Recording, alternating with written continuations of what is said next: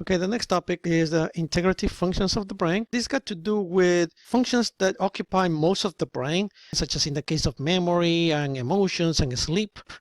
Sleep cannot be studied because, obviously we are sleeping, so there's no way we can communicate what's going on. For that reason, we're going to use an electroencephalogram. The name, as it says in here, uses electricity. This is brain, and gram is, a graph. So then you can see in there that they use electrodes in the scalp, and this is going to capture the electrical activity that is going on in the brain. This electrical activity is going to be found in waves.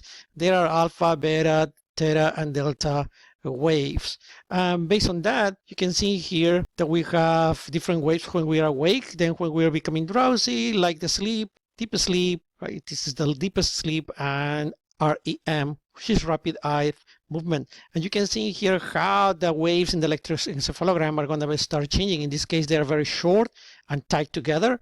And look, when we are, deep sleep, right? They are kind of like separated, and the waves are actually larger. Right, there are 4 stages basically before the REM sleep, stage 1, 2, 3, 4. And if we keep scrolling down, cognition obviously is all the mental processes that we're going to use in order to know something, to understand and to acquire knowledge. Around like 80% of the brain is used in order to achieve cognition. When we have problems in the brain, some areas of this cognition are going to be affected, either the memory, the judgment. Memory, before we said that we have immediate memory, short-term memory and long-term memory. We said immediate memory is the fact that, for example, when you read right here special attention, you're able to remember a special because it's going to help you understand the meaning of these 2 words.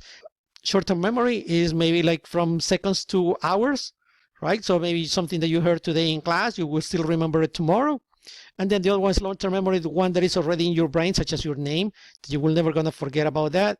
And also there are parts from the limbic system that are going to be important in the memory. And one of them is hippocampus, as you can see right here. When we were talking about the limbic system, we said the hippocampus is very important in memory, right? So then the case of emotion, most of the memories and things that we learn are associated a lot of times with emotions. You smell something, for example, turkey and gravy. It brings memories to your head about Thanksgiving, but it's not just blank memories, right? It also brings emotions such as the love that you have for your family, or being together with friends, etc., etc. And we said that the limbic system is also very important in this part because the amygdala is a major component of the limbic system that is involved in emotion.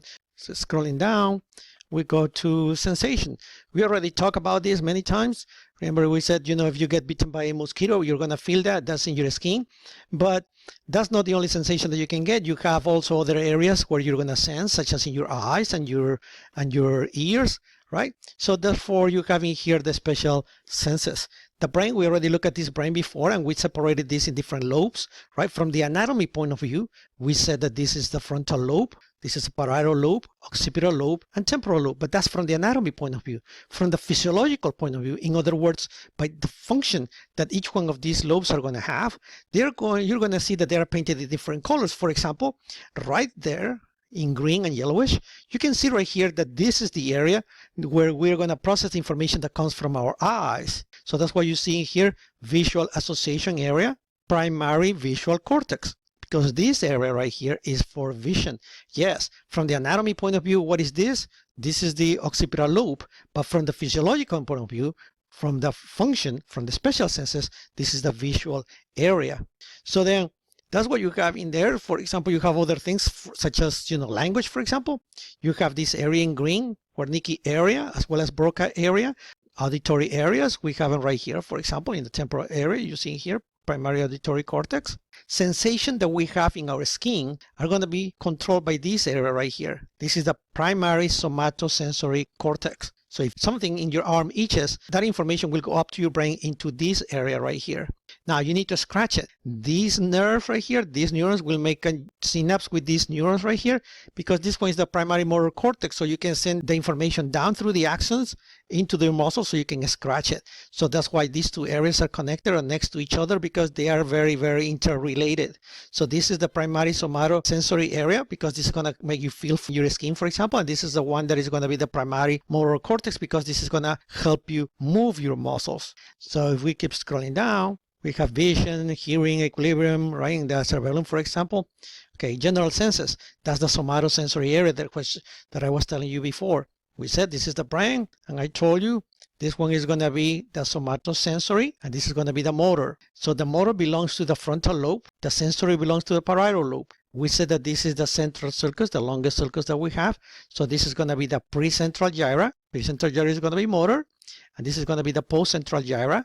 This is going to be sensory. This is called the homunculus. This is just a graphical representation of the number of receptors that we have in our skin, for example. You know, where do you have more receptors, in your hand or in your arms? As you can see here, there's more receptors in your hand. Let's say since you have more receptors, then you have a bigger area in your brain that is going to help you process the information that you receive from your hands compared to, for example, what you have in your forearm. If you scroll down with motor control, same thing. Right? In this case, motor, we said that is anterior precentral gyra, this one, part of the frontal lobe. So if we keep scrolling down, we are going to get to, again, motor control, depending on what we're going to be doing.